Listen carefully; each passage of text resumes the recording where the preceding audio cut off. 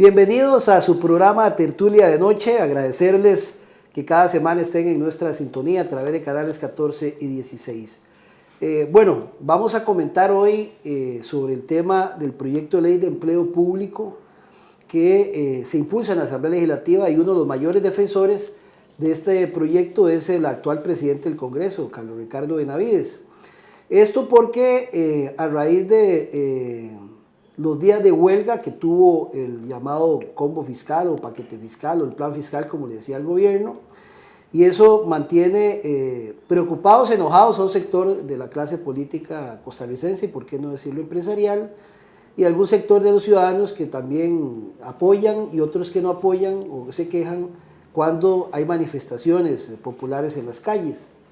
Esta huelga duró cerca de 89 días, creo, en totalidad, lo cual los sindicatos siempre defendieron de que el plan fiscal es algo que no le convenía a los costarricenses. Hay que decir que una cantidad de costarricenses estaban informados y otras no.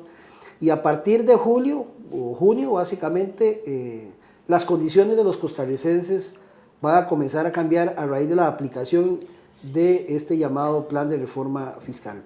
Hoy estamos en las oficinas de la ANEP, la Asociación Nacional de Empleados Públicos y Privados, de los más grandes del país, para compartir con Albino Vargas sobre la opinión de ellos con respecto a este tema, porque básicamente lo que pretende el proyecto es que se declaren algunos servicios esenciales y, bueno, hay que decirlo abiertamente, que la gente no se vaya a las huelgas cada vez que se toman decisiones políticas a nivel de la Asamblea Legislativa. Así que vamos a hablar qué opinan ellos, qué repercusiones ven que esto podría tener ante el derecho que tienen también los costarricenses de manifestarse contra las decisiones que a nivel legislativo tienen, y que además en este país también ha sido una manera de hacerse sentir, ¿verdad?, ante el poco diálogo que existe en posiciones muy cerradas sobre ceder o no cuando hay una negociación política en este sentido. Gracias, Albino, por recibirnos de nuevo acá en su casa para hablar de este tema que, bueno, se va a convertir en un tema, yo no sé si controversial o polémico, pero lo que sí está claro es que el presidente del Congreso quiere meterle mano a esto. Bueno, don Álvaro, muchísimas gracias, sobre todo por venir aquí hasta la sede de la ANEP, que es su casa. Saludar a toda la comunidad sancarleña, la comunidad norteña de nuestro país. De verdad que uno no encuentra palabras para agradecer el espacio que usted nos da y poder dialogar con las personas, comentarles nuestros pareceres. Se pueden compartir o no, pero nos hacen el honor de escucharnos. Albino, para echar un poquito en el tema de la ley de empleo público, por lo menos busca, digamos, para el televidente un salario global, dice, para evitar, según el gobierno, disparates salariales y que se vayan a inflar más los salarios con pluses. El gobierno dice que un salario más alto sería como un punto de referencia, y el único plus sería por la excelencia su trabajo, que significaría un 10% más. El tema es que los que no logren pasar una nota de 7 en su evaluación, y prácticamente no estaría. La propuesta, dice el gobierno, que sería para los nuevos trabajadores. Los despidos, según el proyecto, serían más fáciles, argumentan los políticos nuestros, al no alcanzar los trabajadores evaluados una nota superior de 7, los demás seguirán con los procesos normales administrativos. Y un estudio que vi publicado ahí en un medio nacional de la Contraloría habla de que hay 260 pluses o incentivos salariales y solo 7 están ligados al desempeño. Y señala que el MEP y también la Caja del Seguro son las instituciones que más pluses destinan. Del 2015 al 2017, el MEP recibió 384.000 millones. O sea, lo que hablan es que salario único, de los 200 pluses, 7 solo van ligados al desempeño, y para ellos es ver el desempeño. Eso es lo que se ha centrado la discusión legislativa. Sí. ¿Ustedes qué están viendo? Sí, bueno, mire, es muy interesante tocar el tema, porque de acuerdo a lo que nosotros llamamos la matriz mediática dominante, este proyecto culmina un largo proceso, incluso de años, de muchos meses, de ataque sistemático a todo el sector público y especialmente a lo que representa el empleo público. Es decir, nosotros no podemos dejar de ver este proyecto en ese contexto. en ese contexto y ver este proyecto como parte de lo que aquí en ANEP llamamos la ofensiva antisindical más feroz de las últimas décadas. Es decir, yo, gracias al Señor, tengo muchos años de lucha social y yo no había visto tanta virulencia, tanta infamia, tanta mentira, tanta calumnia con respecto a lo que representa el sector público, el empleo público, los sindicatos del sector público, la lucha social. En primer lugar, el proyecto, podemos entrar a todas estas cosas que usted me citó, que efectivamente muchas de ellas son, eso es lo que busca el proyecto, ¿verdad? Es decir, quien en el sector público tenga 2 calificaciones seguidas menores a 70 será despedido sin responsabilidad patronal, y esto rige para los empleados actuales. Lo único, en teoría, que rige para los nuevos funcionarios es el salario global, que es en realidad salario único. Es que usaron la palabrita global para limpiarle la cara al concepto, ¿verdad? Igual, y nadie sabe cómo van a manejar esto, ¿verdad? Nadie sabe cómo en una unidad laboral, en un centro de trabajo, en una X oficina institucional, solo el 30% del personal tendrá derecho a ser calificado como excelente. Excelente, ¿verdad? O sea, de cada 10, 3 pueden ser calificados de excelente. Ya si hay 4 no. Bueno, ¿cómo se define el cuarto? Claro. ¿Verdad? ¿Cómo me defiendo yo si el jefe que me va a calificar sabe que yo soy excelente pero no soy de su partido político? ¿Cómo se va a defender la trabajadora que no quiso aceptarle una insinuación sexual a su jefe, a pesar de que es una extraordinaria servidora? ¿Cómo vamos a hacer los 10 que estamos en la oficina para saber que solo 3 de nosotros serán calificados de excelente y todos sentimos que hemos hecho el esfuerzo de ser excelentes? No, y hay un tema que es más administrativo, que es cómo se van a establecer los parámetros para hacer una evaluación de desempeño. Parámetros de evaluación del desempeño, porque nadie se opone a una evaluación del desempeño, ¿verdad? Es para que quede claro. Dentro de las cosas, usted podría decir, qué dicha que le va a pasar a los jefes eso. Los jefes solo pueden durar 6 años en la jefatura, ¿verdad? Y los siguientes 6 años tendrán que pulsearla para quedarse. ¿Qué implica yo, jefatura, después de mis primeros 6 años, quedarme los siguientes 6? Los derechos salariales. Bueno, ¿y cómo hago yo para mantener la jefatura? ¿Y qué sigue después de los siguientes 6? Es decir, entonces, vean, nosotros creemos que el proyecto, y el tema del despido, queda muy flexibilizado. Yo, ministro o jerarca, puedo deshacerme de usted en 30 días. En 30 días. Y usted, hágame si quiere una tesis de argumentos de por qué yo no debo despedirlo, pero yo ya tomé la decisión. Usted se me va y vaya a pelear afuera. Claro. ¿Verdad? ¿Entiende? Entonces, los expertos con los que hemos hablado, porque usted sabe que uno tiene que buscar gente experta, bueno, nos hablan que está ocurriendo una especie de cambio constitucional sin promoverse la debida reforma constitucional. O sea, estarían haciendo un cambio constitucional por medio de una legislación ordinaria. Buscan, esto es muy importante, cuesta comprenderlo, pero ya de por sí el combo fiscal contra el cual luchamos tanto, como consta, y que qué feo decir esto, pero lo dijimos, los sindicatos lo dijimos, ¿verdad? Ya viene el paquetazo de impuestos en menos de un mes. Buscan crear, habrá 2 superministerios en este país. O sea, vamos hacia una presidencia autoritaria, Tanto que le criticamos a Nicaragua, que tiene una presidencia autoritaria, o le criticamos a Venezuela, que tiene un gobierno autoritario. Aquí vamos igual, porque el presidente va a tener dos superministerios a su entera disposición. El Ministerio de Hacienda, controlando toda la política fiscal del país, incluidas las municipalidades. Es más, podría usted como periodista investigarse si a la Municipalidad de San Carlos ya llegó la directriz de la señora ministra de Hacienda que le ordena a la Municipalidad de San Carlos que su presupuesto para el año 2020 no debe crecer más allá del 4%, 4,20%. Imagínense, o sea, ahora en el 2020 se hacen elecciones municipales y luego entra un nuevo alcalde, una nueva alcaldesa, un nuevo consejo y se va a encontrar ya con una primera limitación para honrar los compromisos de campaña porque el gasto o la inversión no puede crecer más del 4,23%. Una de las aberraciones más grandes que tiene el combo fiscal.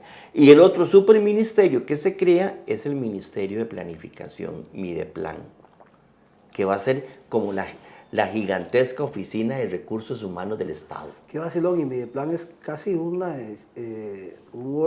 ente desaparecido. Exacto, ahora lo revitalizan, ponen a la Dirección General del Servicio Civil a depender de Mideplan. Yo creo que no le eliminaron por no darse así como un color, ¿verdad? Pero usted va a tener esa gigantesca de oficina de recursos humanos regulando el empleo en el ICE, regulando el empleo en la caja, regulando el empleo en los municipios. ¿Son autónomos? Bueno, eso es lo que yo creo y lo que usted cree y lo que todos los costarricenses creemos, ¿verdad? Es decir, entonces, reitero, están reformando la Constitución Política de Costa Rica por la cocina, llamémoslo así, sin entrar de lleno, creando ese sistema de gobierno autoritario. La filosofía de la Constitución Política de 1949, que todavía nos rige, era que el poder del Estado se distribuye. Se van a meter hasta con el Poder Judicial, oiga usted, ¿verdad? Mideplan va a regular el empleo en el Poder Judicial, ¿verdad? A eso llegaron. Entonces, usted lo que va a tener efectivamente es un gobierno autoritario con una figura presidencial muy poderosa que a través de Hacienda y a través de Mideplan va a dar órdenes directas a toda la institucionalidad pública del país, ¿verdad? De gobierno central, de lo que eran instituciones autónomas, instituciones semiautónomas, empresas públicas, empresas financieras, bancos del Estado, etcétera, y también las municipalidades. A nosotros nos parece que eso es un tema tan profundo que requeriría una discusión, ya no solo de los sindicatos del sector público con los legisladores, no, es una discusión que debería incluir el modelo país que queremos, el modelo de sociedad que queremos, el tipo de Estado que queremos. Independientemente que usted le tenga que arreglar al Estado un montón de cosas, ¿verdad? Pero me parece que es una forma provocadora y como que todo está bien urdido, ¿verdad? Es que yo creo que hay aquí alguna mente maquiavélica que lo ha pensado bien. Primero aprovechamos la circunstancia de la huelga y entonces vamos a tramitar el proyecto de ley para declarar que todos los servicios públicos son esenciales, ¿verdad? No queda ninguno, casi ninguno quedó como no esencial. Se dice que se cree que podrían ser 79 servicios. Sí, no, son 79, sí está, son 79. Por otro lado, tramitamos el proyecto de ley para regular todo el mecanismo de la huelga, ¿verdad? Incluso para disolver sindicatos, ¿verdad? Para disolver sindicatos. Y un tercer proyecto que hace fila es para prohibir la reelección de los dirigentes sindicales. Que los dirigentes sindicales no puedan reelegirse más. No hablan de prohibir la reelección en cooperativas, ni en el solidarismo, ni en el empresariado, ni en los colegios profesionales, ni en las asociaciones de desarrollo comunal, ni en las federaciones de estudiantes, ni en la asociación del Club Rotario de Damas Grises. No, es en los sindicatos explícitamente donde quedaría prohibido que se reelijan los dirigentes sindicales. Entonces, por eso yo le digo a usted y a los ciudadanos que nos escuchan que es una ofensiva la más violenta, la más agresiva de las últimas décadas. Y termino con esto. ¿Regresamos o regresaríamos, sobre todo en materia de empleo público, a lo que había antes de la Guerra Civil de 1948? Pero qué interesante porque, digamos, son varias cosas que van pegadas. Pero a simple vista, el ciudadano común y lo que vos hablabas de la participación de, digamos, de los medios más light en la profundidad de estos temas, es que al costarricense que odia este tipo de cosas, de huelgas y que no le gusta el sindicalismo, a simple vista lo va a ver bien, porque hay mucha queja del sector público de que no opera en alguna medida como el sector privado, cuando van a prestar servicios básicos a la caja o a los hospitales, y que les digan que los van a evaluar a un 7 y que si no los echan, a la gente les parece bien. Claro. A un sector de la población, sí, no es a todos, pero a un sector, sí.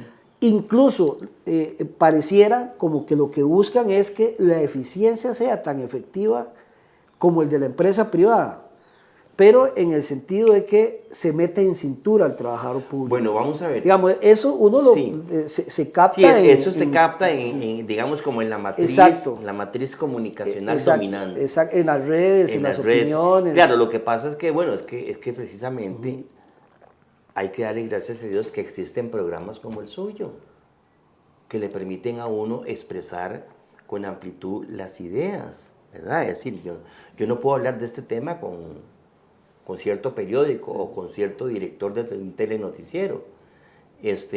A mí me llevaron a un telenoticiero muy famoso a hablar del proyecto de empleo público con un señor empresario y creo que no salió bien para los objetivos del medio, porque pudimos demostrar, ¿verdad? Y a la semana siguiente se llevaron a otro señor, se lo llevaron solo, un poco para contrarrestar lo que yo había dicho en el lunes anterior. Y bueno, el gran balde de agua fría es que el señor, que de prosindicalista no tiene nada, casi que coincidió con lo que habíamos planteado. Entonces, yo lo que le quiero decir es que la gente debería pensar, cuando le hablan de que la eficiencia es monopolio privado y la ineficiencia es natural al sector público, eso no es cierto. Piensen en el ICE que tuvimos, piensen en el INSS que tuvimos, piensen en la Caja Costarricense del Seguro Social cuando ocupamos internamiento intrahospitalario, pensemos en los bomberos, pensemos en el servicio de emergencias del 911. Yo que recibo servicios, digamos, para mi esposa básicamente, y no para decir San Carlos, sino también el médico. Es extraordinario. Bueno, entonces, los mejores profesionales médicos de este país están en la caja. ¿Verdad? Igual que mucho. Claro, hay igual como en todas partes. Hay trabajadores que se destacan y hay otros no. Por supuesto, pero entonces no puede decir, no puede generalizar. No puede generalizar, porque ahora se ha demostrado las pifias de esa transnacional que entró a operar los muelles de Limón. Ahí está constando. Entonces no es cierto que el monopolio sea... ser eficiente es sinónimo de lo privado y ser ineficiente es sinónimo de lo público. Eso no es así. No es así y hay considerables ejemplos. Y claro, cuando usted le dice a la gente, uy, van a ser regulados los 250 pluses, ¿qué piensa la gente? Que cada empleado público tiene 250 pluses. 260. O 260 pluses. Sí. Por Dios, hablen, señoras y señores, hablen con el policía de la fuerza pública del barrio. ¿Qué es lo que recibe de pluses? Hablen con la señora que atiende el Sensinay. Hablen con el asistente de pacientes en la caja, que hace el aseo de las necesidades fisiológicas del paciente internado que no puede asearse por sí mismo. ¿Cuáles son los pluses? Sí. ¿Verdad? Entonces vea que sí hay, digamos, tal vez en el sector académico, No, yo le he dicho, se lo Las digo. Yo le digo, universidades vea, tienen... las burocracias doradas de los académicos de lujo, las burocracias doradas de la alta cúpula del Poder Judicial, cierta burocracia dorada de las élites médicas del país, no los médicos de abajo, ¿verdad? Vaya usted, analice lo que ganan los superintendentes. Bueno, acaba de salir a propósito de este tema del régimen obligatorio de pensiones, que el distinguido ciudadano don Álvaro Ramos, superintendente de pensiones, devenga un salario de 9.500.000 pesos al mes. ¿Ah? Y nadie dice nada. Y nadie dice nada, o nadie se escandaliza porque el señor gerente del Banco de la Clase Trabajadora, el Banco Popular, gana entre 14 y 18 millones de colones. Entonces, bueno, entonces volvemos a lo mismo. Y mira usted que esos salarios no se tocan. En el proyecto de empleo público no se tocan. No se tocan, ¿verdad? Sí. Se dice que habrá un tope, que nadie deberá ganar más de lo que gana el presidente de la República, pero esos salarios no se tocan. Albino, la relación, usted nos la explicó, pero quiero volverla a tocar, la relación con ese proyecto del empleo público y por detrás la que se declare como un servicio esencial, los servicios. Sobre todo yo lo digo por la participación que ha tenido el sector educativo en las manifestaciones más profundas de este país. Sí, le explico, bueno, los educadores son un bastión de la democracia y tienen trayectoria de lucha, y el papel de los educadores en grandes episodios de la historia del país es muy relevante. Lo que está haciendo Carlos Ricardo y compañía es una de las cosas más imperdonables. Una Carmen Lira, un Omar Dengo, un Joaquín García Monge,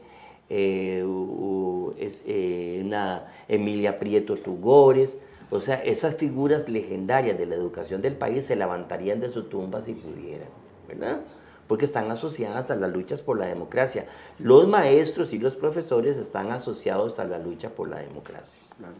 Usted puede criticar a sus dirigentes si usted quiere, pero el gremio como tal han estado asociados. Y ahora se les quiere cercenar. Porque es muy importante, vean, para explicarle a la gente, la OIT dice que la Organización Internacional del Trabajo, que es como el ente planetario que regula el tema laboral, dice que usted debe prohibir la huelga únicamente, usted tiene que prohibir tajantemente la huelga únicamente en aquellos servicios públicos que tengan que ver con la vida, con la salud y con la seguridad de las personas.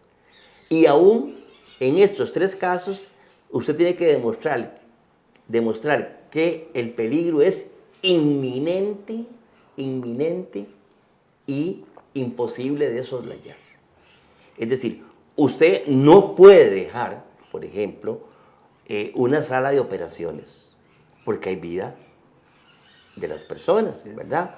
Usted no puede decirle a la fuerza pública, haga huelga, porque está la seguridad de las personas, ¿verdad? Usted no puede decirle a la Cruz Roja, haga huelga, porque está de por medio la vida de la persona, ¿me entiende? Entonces, la OIT dice que en eso radicalmente se prohíbe, ¿verdad? En otros servicios importantes, incluso usted puede hacer huelga, pero deja una regulación de servicios mínimos, ¿ok? ¿Verdad? Usted no los paraliza del todo. Una regulación de servicios mínimos, donde, por ejemplo, usted puede hacer una huelga en el servicio de recolección de basura de la Municipalidad de San Carlos. Pero usted le garantiza a su patrono que usted va a garantizar que durante la huelga se va a recoger religiosamente la basura del hospital, todos los días. Porque la basura del hospital, el hospital tiene que estar limpio todos los días, ¿verdad? De la condición de entonces, ellos, en primer lugar, es un proyecto, o son proyectos revanchistas, ¿verdad? Son proyectos, discúlpeme, cargados de odio.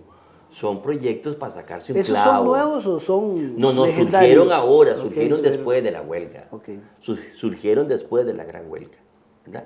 Que además, esta huelga que pasó es una huelga atípica, ¿verdad? Es una huelga que no se produjo en X cantidad, nunca se había producido, y probablemente en X cantidad de años no se vuelva a producir con las mismas características o en el mismo entorno, ¿verdad? Entonces, regular todo lo que es el Instituto Constitucional de la Huelga, que tiene rango de derecho internacional, que tiene rango de derecho humano, a raíz de una experiencia X, es completamente abusar del derecho. En nuestro criterio es un uso abusivo del derecho. Pero además es ideológico. Es ideológico, es acallar la voz de los sindicatos. Es que vea, repasemos quién está alzando la voz en este país contra lo que está ocurriendo. ¿Ah? ¿Quién? ¿Cuál entidad? ¿Cuál organización social? Es la figura sindical la que pega el grito al cielo. A la Iglesia Católica la tienen, pero totalmente Bueno, golpeada. Que es la que podría en algún momento... no, tener un me gustó. Yo protagonismo. estuve el 1 de mayo en la misa de la catedral y tengo que reconocer públicamente que a mí me sorprendió la homilía, me parece que es del obispo Daniel Fernández, una homilía donde ahí estaba el presidente y estaban sus ministros y en la cara de ellos les dijo pues con el lenguaje y toda esa cosa. No, ellos los pero tienen preocupados un montón de proyectos que también ellos sí, están... llamaron a un diálogo de empleo público. Lo que por yo digo es ejemplo. que los han golpeado por todo el tema de las denuncias. Ah, sí, claro, porque ¿qué pasa? Y vea, a la iglesia le pasó lo que le pasó al empleo público. Se hizo una generalización odiosa, indiscriminada, injusta, ¿verdad? Lo que yo llamo a lo Pancho Villa. Fusílenlos primero y después pregunten, ¿verdad? Eso se hizo con iglesia. Y bueno, ¿cuántos curas aparecieron con denuncias de acoso sexual o de evidente acoso sexual? Pero ¿cuántos curas en este país hacen obra social todos los días? Albino, es que uno ve cómo las cosas comienzan a variar y en esto no se trata de ni estar a favor ni en contra, sino ver realidades. La realidad es que el país cambia, hay una necesidad, es un poco complejo y no tan complejo, pero uno trata de que nuestros televidentes comiencen a entender las cosas que se van produciendo. El tema de que hace falta recursos en el país es cierto. El problema es a quién le aplican esa carga tributaria y a quienes no le aplican la carga tributaria. Discúlpeme, pero yo tengo aquí frente a la cámara, no sé si lo pueden ver, recomiendo que, pueden visitar el sitio web de la ANEP. Este documento se llama Desafíos Fiscales Estructurales de Costa Rica más allá de la reforma fiscal. Es un documento de febrero de este año, de febrero, tiene 2 meses. Tiene 2 meses. Y lo hizo una entidad que se llama Instituto Centroamericano de Estudios Fiscales, el ICEFI, que tiene su sede en Guatemala y que se sostiene con fondos de la cooperación del norte de Europa. Es una entidad independiente de los empresarios, de los sindicatos, de los gobiernos. Es un conjunto de especialistas que se dedican a monitorear las economías de Centroamérica en cuanto al tema fiscal. Y bueno, lo que dicen para Costa Rica es espantoso, se lo ocultaron a la gente, ¿verdad? Los 10 desafíos donde eso que usted me habla, vea, tenemos una estructura tributaria regresiva, porque usted dice, ¿a quién se lo cobramos? Bueno, nosotros sostuvimos que con el combo fiscal no se le debía cobrar al trabajador, ¿verdad? El déficit fiscal ha sido creciente, no se va a detener el crecimiento del déficit fiscal. La carga tributaria es rígida. ¿Qué significa que la carga tributaria es rígida? Significa que, proporcionalmente hablando, pagan más los que menos tienen. Y los que tienen más pagan menos, o no pagan del todo, o vulgarmente lo evaden, ¿verdad? Y algo muy impresionante, ellos dicen, los resultados del combate a la evasión tributaria son muy pobres. Vea qué interesante. No estamos haciendo como país, oiga, recaudando lo que hay que recaudar. No se trata de nuevos impuestos, es impresionante. Claro. No se trata de nuevos impuestos, es que la evasión tributaria es muy débil. Usted no vio la amnistía tributaria, qué barbaridad. Y no vio todas las empresas famosas y así, muy cachés, que declaran 0 ganancias o que declaran pérdidas. Y además, esto es muy grave. La estructura tributaria no permite el combate a los FIC. FIC significa flujos ilegales de capital, el dinero sucio, el dinero narco. Estos señores dicen, esos especialistas, vea Costa Rica, ustedes están inundadas de dinero sucio, dinero del narcotráfico, del crimen organizado, y ustedes no hacen nada por controlar eso. Bueno, hace unos días vio usted la noticia, apareció ahí unos chinos aquí en San José, 3 millones de dólares en una casa. Dólares en una casa, así, en una mesa, en un colchón. Bueno, entonces, estas son las cosas que nosotros, los sindicatos responsables, serios, hubiésemos querido que se discutieran. Yo lo que, digamos, la inquietud mía es esa, digamos, hay un tema tributario que la vida costarricense va a comenzar a variar, porque va a comenzar a variar la condición económica. Viene este tema de proyectos de ley que se quieren implementar en el país y por otra también reprimir el derecho a la huelga. ¿Qué es lo que se busca, digamos, en términos políticos a nivel nacional? Detrás de todo esa legislación que se va dando poco a poco, que a veces se comprende poco lo que se está comenzando a tejer a nivel político y que sencillamente a veces lo que vemos son muchos comentarios y cosillas que dispersan, pero que en el fondo no hay discusión. Vean, exacto, muy bien, y usted en el clavo, en el fondo no hay discusión. Nos pusieron a discutir si la Virgencita de los Ángeles sí, si la Virgencita de los Ángeles no. Nos pusieron a discutir si el matrimonio gay o no, si el matrimonio igualitario o no. Nos pusieron a discutir si el aborto terapéutico o ahora el aborto como tal, y ahora nos meten la eutanasia. Claro, son distractores, para mí son distractores para que no reparemos en los verdaderos problemas nacionales. Y vea, aquí tengo otra filmina para que el señor camarógrafo la tome. Vean la deuda del país al terminar el año pasado, lo que debemos, 34 mil millones de dólares. Esto nos está hundiendo, esto nos va a matar como sociedad, 34 mil millones de dólares. Y miren esta que sigue. El año pasado, vean, el año pasado, costarricenses, el gobierno tuvo que coger de lo poco que recauda, ¿verdad? Porque no recauda ahí, tuvo que coger 3 billones de colones, no millones, 3 billones de colones para el servicio de la deuda, ¿verdad? Que 53% era para amortizar el principal, para bajarlo un poquito, pero el 46% era pago de intereses. Estos son los grandes problemas del país y por eso, don Álvaro, nosotros venimos luchando. Y ojalá los grupos cívicos de San Carlos se interesaran y pues hasta nos honren con una invitación, porque estamos levantando la bandera de lo que creemos nosotros que ocupa Costa Rica, es una auditoría ciudadana de la deuda. Con este nivel de deuda, usted vio, están tramitando los eurobonos. Pero parece que no se los quieren aprobar del todo. Claro, pero digamos, la repercusión aún seguiría más en el costarricense, porque no solamente van a aumentar un montón de servicios, sino que van a comenzar los intereses también a subir.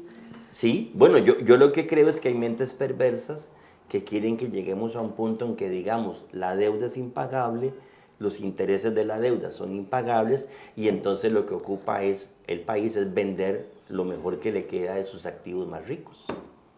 Yo creo que eso es lo que están pensando. Y entonces convierten la necesidad de nuevo financiamiento para que el gobierno funcione también en un arma electoral. Claro. ¿Verdad? Porque ya ahora están casaditos todos, pero conforme avanza las fechas del nuevo periodo de elecciones, si yo soy del partido X, voy a hacer todo lo posible para que el partido que está en el gobierno fracase. Y me importa la gente, ¿verdad? Entonces lo que está ocurriendo de verdad es una conjura antidemocrática, yo me atrevo a llamarlo así, una conjura antidemocrática, es modificar la constitución política al margen de los procedimientos que ella misma diseñó para modificar la constitución política. Vamos en camino de un Estado o de un gobierno autoritario, ¿verdad? Muy parecido a lo que se le critica a Venezuela, a lo que se le critica a Nicaragua. Usted vio, creció el desempleo, no crecen los salarios, 100,000 muchachos y muchachas no encuentran trabajo, muchos servicios públicos se siguen deteriorando. La fiesta de elevación y el robo de impuestos sigue. Perdone, a mí casi me da un ataque cardíaco el día que Carlos Alvarado fue a la Asamblea y que leyó este documento, ¿verdad? El estado político, leyó este documento, el estado político de la República y los asuntos de la administración, su informe, ¿verdad? Y de ahí, leyéndolo, porque uno también tiene que leer estas cosas, ¿verdad? Yo me encuentro que, y le digo, ¿qué le pasó a don Carlos? Primero, él dice, vea, estuvimos al borde de la quiebra, admite. El gobierno pasado, que es lo que le han reclamado de su propio partido nos dejó al borde de la quiebra. El hueco financiero. ¿Verdad? Es más profundo que el hueco financiero, es todo eso que vimos ahora. El hueco financiero es 900.000 millones de colones. Aquí estamos viendo que el hueco financiero, yo no sé si es como un agujero negro, eso del universo, ¿verdad? Es el monto de la deuda y los intereses de la deuda. Entonces, él dice eso y nosotros creemos que no estuvimos al borde de la quiebra, seguimos al borde de la quiebra, es la tesis de nosotros, ¿verdad? Pero también leo esto y dice don Carlos Alvarado, debemos también aprobar los proyectos de ley derivados de la investigación de los Panama Papers, como lo referente al secreto bancario. Y digo yo, ¿cómo se le fue esa frase? ¿Cómo se le fue esa frase al señor Alvarado en este documento?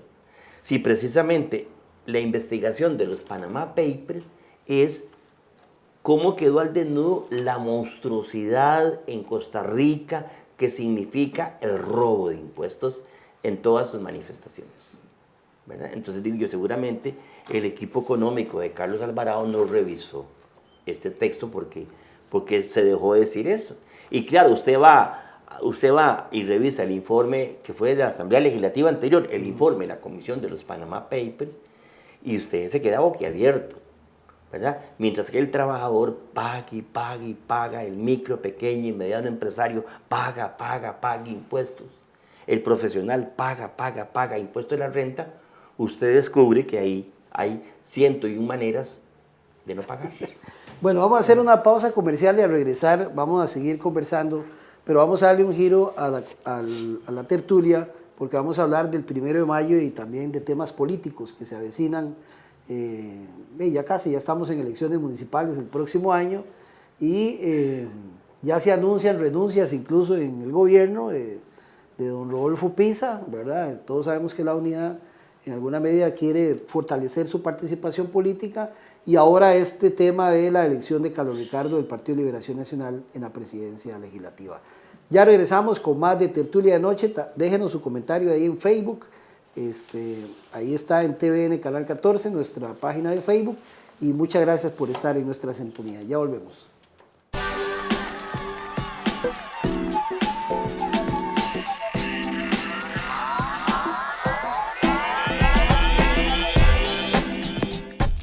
Bien, seguimos en Tertulia de Noche. Albino, ¿cómo ven esta presidencia del Congreso, verdad? Después de que el PAC se junta con la unidad, cogobiernan y un punto a otro, liberacionista es el presidente de la Asamblea. Yo le llamo a eso el pacto de los Carlos. Carlos Alvarado, y Carlos Ricardo Benavides y Carlos Avendaño. El pacto de los Carlos, ¿verdad? Lo primero es que es impresionante, digamos, ver al Partido de Acción Ciudadana votando por Restauración Nacional. Después de que en la campaña casi llegamos al borde de la guerra civil, entre comillas, ¿verdad? Sí, es impresionante, ¿verdad? Y cómo la agenda económica, estratégica, pasa a primer lugar que esas cosas que nos hicieron creer que eran prioridad, que el matrimonio gay, que el aborto, que toda esa la agenda moral, digamos. La agenda moral o cultural, si usted quiere, ¿verdad? O la agenda esta de personas, de grupos discriminados, iba a ser la prioridad. Bueno, eso fue impresionante. En términos, digamos, de visión política, desde la perspectiva sindical, que es lo que nosotros hacemos, quedó muy fuerte en esa Asamblea Legislativa, muy fuerte la agenda del gran empresariado corporativo del país. Quedó muy fuerte, ¿verdad? Quedó una agenda muy fuerte para cambiar el código de trabajo, eliminando la histórica jornada de 8 horas, ¿verdad? Quedó muy fuerte, repito, ¿verdad? Para darle todavía más... Van con educación dual también. Sí, más contundencia a la ofensiva antisindical que comentamos en el segmento anterior de su programa. No hay un solo proyecto de ley en ese pacto, el Pacto de los Carlos, que diga cómo va a ser la reactivación económica. No hay un solo proyecto de ley en el Pacto de los Carlos que diga cómo se va a controlar las debilidades que hay en la evasión, ¿verdad? En la evasión. Y no hay un solo proyecto de ley en la agenda del Pacto de los Carlos que plantee, por ejemplo, el auxilio a la juventud desempleada. Que todas esas cosas se pueden hacer. Se pueden hacer porque muchos de esos proyectos ya existen en la Asamblea Legislativa. Ya existen en la Asamblea Legislativa. Sobre todo proyectos de reactivación económica que nosotros pues hemos empezado a trabajar el tema y ya tenemos un conjunto de aportes para una agenda patriótica de justicia tributaria y reactivación económica. Es decir, nosotros también nos preparamos para hablar de esas cosas. Sí, ustedes no solamente, como cree la gente, se tiran a las calles. Exactamente, es que sí, la imagen que venden de nosotros es que nosotros nos simplemente decimos no, porque no, lo que hacemos rabieta, y no. Por lo menos la corriente sindical que este servidor suyo representa, siempre nos hemos preocupado de que cuando decimos no, lo fundamentamos, claro, y luego damos la alternativa, ¿verdad? Damos la alternativa. Entonces, usted tiene una asamblea legislativa, en mi criterio, con algunas excepciones, volcada al lado del capital, ¿verdad? Al lado del capital. Es decir, no tiene usted una asamblea legislativa que uno pueda decir, van por el lado de reducir la desigualdad, van por el lado de promover iniciativas de ley para volver a posicionar a Costa Rica en la senda de la movilidad social ascendente. Lo que nosotros tenemos es una movilidad social descendente. Uno lo que ve son heridas muy abiertas y curitas, que no cubren todo. Sí, claro, porque con grandes fugas en el desempleo sigue creciendo. Sí, hay grandes fugas preocupantes. Claro, claro. La pobreza sigue estancada y aumentando. Ahora con el impuesto al valor agregado se va a contraer el consumo. Limón, un problema social. Un problema social que es casi que como que no quieren que existiera limón, de verdad. Entonces, lo que nosotros vemos, lo que nosotros sentimos es que como que hay cada vez más distancia entre el gobernante y los gobernados. Sí. El gobernante, en este caso el Parlamento, más distante de los gobernados, y no deja de llamarme la atención la forma en que se está construyendo el nuevo edificio de la Asamblea Legislativa. Albino, también hay que, uno se preocupa por todas estas cosas, pero también uno se pone a reflexionar sobre la actitud de los costarricenses. Que hasta dónde la actitud de los costarricenses cada vez es más desentendida de estos temas, donde están atrapados por redes sociales con comentarios nada de fondo, donde más de la mitad son cosas de mentiras, donde ahí se meten muchas falsedades y muchas distracciones a la vez, y donde los medios toman poco protagonismo en las discusiones de fondo sobre realmente los problemas que afectan al costarricense, sino están más metidos en una agenda mediática donde se sientan más contentos que preocupados e informados para tomar una solución. Estamos con el mundo de la alegría, ¿va? Seguimos entendiendo de que vamos hacia una discusión más de diversión, de momento, que a una solución de fondo. Y yo lo digo porque estamos a las puertas de una elección de una alcaldía, estamos a poco tiempo de cambiar un gobierno. Y cuando yo voy al Tribunal Supremo de Elecciones y veo un estudio de la Universidad de Costa Rica donde dicen que de 10 costarricenses solo 1 o máximo 3 se interesan por ver realmente cosas de fondo porque los demás se enteran por memes y chotas, uno sale preocupado de ahí. Cuando ve que el mundo va hacia que la tecnología hoy tiene la capacidad de copiarlo a usted y hacerlo hablar sobre cosas que usted no ha hablado, pero que es una estrategia, y que más bien los rusos están preocupados por ver cómo tratan de identificar eso para evitar las noticias falsas, uno dice, ¿a dónde van a dirigir el mundo? Entonces uno se preocupa de que el costarricense digamos, no está muy interesado ni está participando de lleno en estas discusiones que nos impactan día con día y que lo único que hacemos es reprochar. Sí, bueno, ahí podríamos tener varias interpretaciones o varios intentos de explicación. Voy a empezar por eso que usted dijo, reprochar.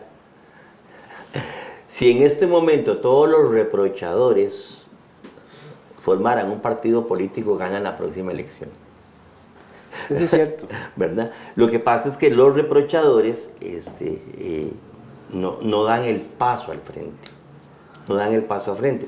Porque el alto número de reprochadores que uno detecta en las redes sociales, por ejemplo, te auguraría que se hubiera dado un súper 1 de mayo. Y no, fue uno de los 1 de mayo más raritos, sí, en los que yo he participado. Y no tiene que decirlo, es así, ¿verdad? Entonces, eso por un lado. Segundo, estamos viviendo como país uno de los fenómenos que ya se dan o se han dado en otros países de la América Latina.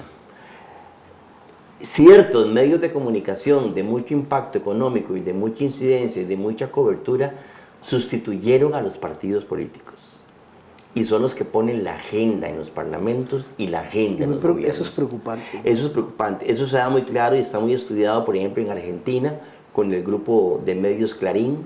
Está estudiado mucho en Chile con el grupo de diarios El Mercurio.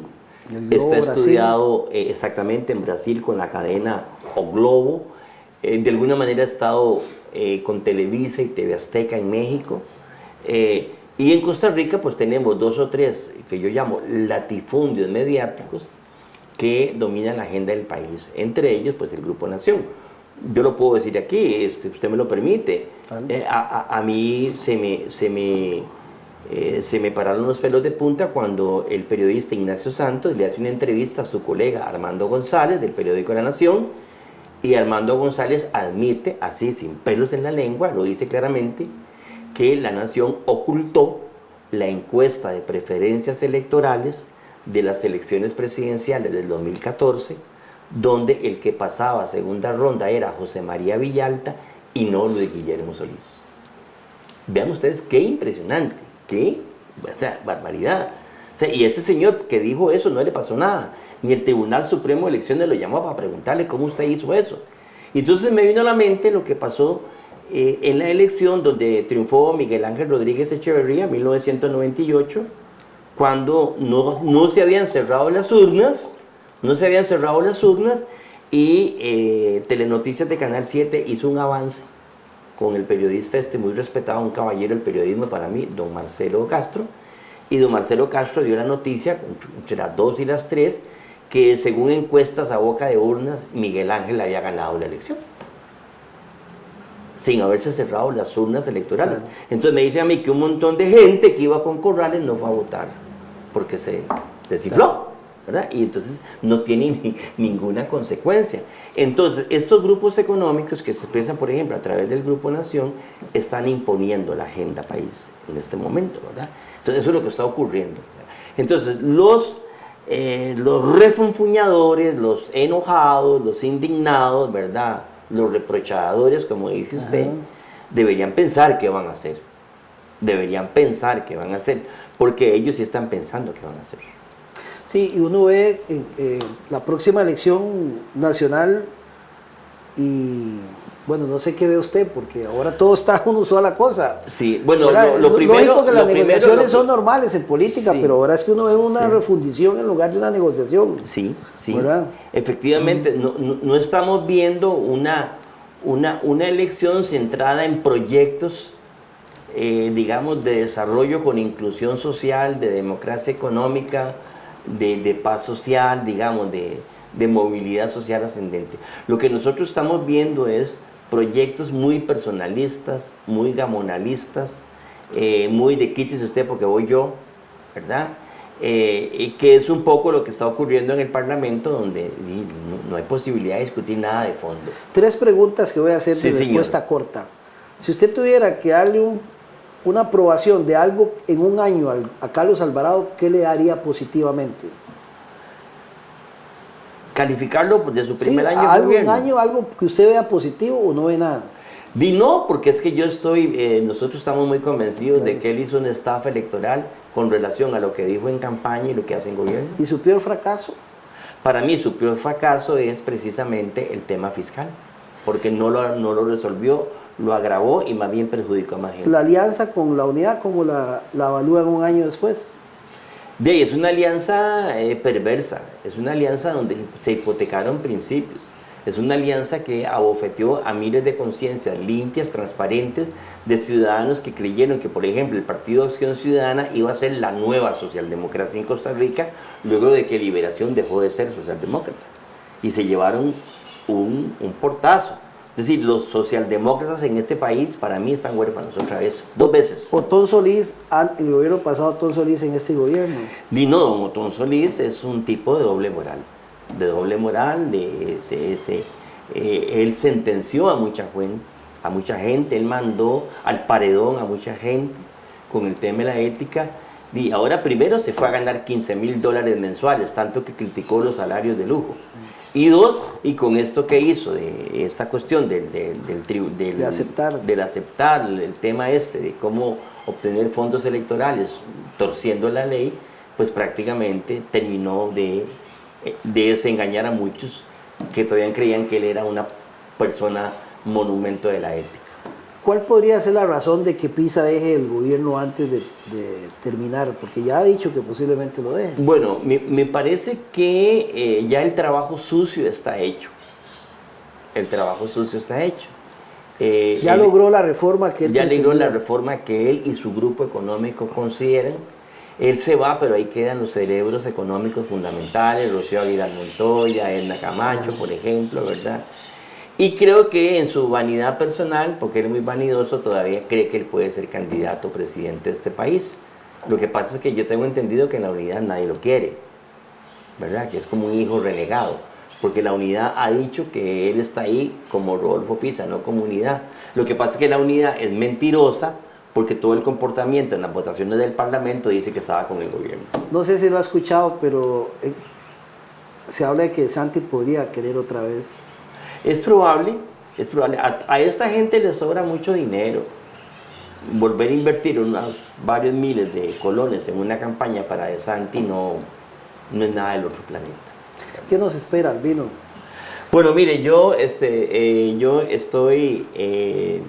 muy preocupado, ¿verdad? Yo estoy como en el trabajo que yo hago, pues hay mucha desesperanza, hay mucha frustración, hay mucho enojo, hay mucha decepción. Me parece que ahora tenemos a Costa Rica en 3 partes, dividida en 3 partes. Una parte a la que le va muy bien, pero muy bien, los de siempre y los políticos que le hacen el juego, ¿verdad? Otra parte sumida en la desesperanza. Otra parte que ya decidió, a mí de política no me interesa nada, no me hablen de política, mi lucha es por comer hoy. Así es. ¿Verdad? Entonces están en la delincuencia, en la informalidad, se meten al narco, todo eso, ¿verdad? ¿Verdad? Y me parece que todavía hay un sector importante de costarricenses, lo que otra hora fue tal vez la clase media, que se resiste a ser empobrecida, ¿verdad? Que se resiste, que es la que sigue creyendo que el sistema electoral le va a resolver sus necesidades, pero que está sumamente endeudada, ¿verdad? Ahí Carlos Alvarado está debiendo, sí, con relación a lo que dijo en campaña, ¿verdad? Y que lo va a sentir más ahora. Y que lo va a sentir más porque el proyecto, el IVA en realidad es para descargarse sobre las capas medias, y ese segmento de la gente desesperanzada todavía va a estar más brava y más sacrificada. ¿Van a seguir en la lucha ustedes? Nosotros vamos a seguir en la lucha. Nosotros tenemos un mandato, tenemos principios, tenemos valores. Sobre todo por ese proyecto. Sobre todo por ese proyecto, por el proyecto de las huelgas, por esta cuestión de la justicia tributaria. Nosotros ahora estamos muy con la frente en alto, ¿verdad? Hay mucha gente que nos vilipendió, que nos condenó, que nos prendió hogueras. Ahora dice, teníamos razón, teníamos razón, este paquete fiscal no sirvió. Solo sirvió para hacer más daño a quien menos responsabilidad tenía en la desastrosa situación fiscal del país. Entonces nosotros vamos a seguir blandiendo las banderas de la justicia social con alternativas, ¿verdad? Con documentos, con propuestas que tenemos aquí, y ver si más gente pues escucha el mensaje porque la voz de la resistencia ahorita es la voz de los sindicatos. En este caso, pues yo represento una corriente que se caracteriza mucho por ser muy crítica, pero también de dar alternativas. Fabiano, muchas gracias por de verdad. recibirnos. Un verdadero honor, don Álvaro. Ha sido un gusto conversar en este gracias. programa Tertulia de Noche. Sí. A ustedes muchas gracias por habernos acompañado. Recuerden que Tertulia son los miércoles a las 9 con repetición los domingos a las 6 de la tarde. Nos vemos la próxima semana. Que la pasen bien.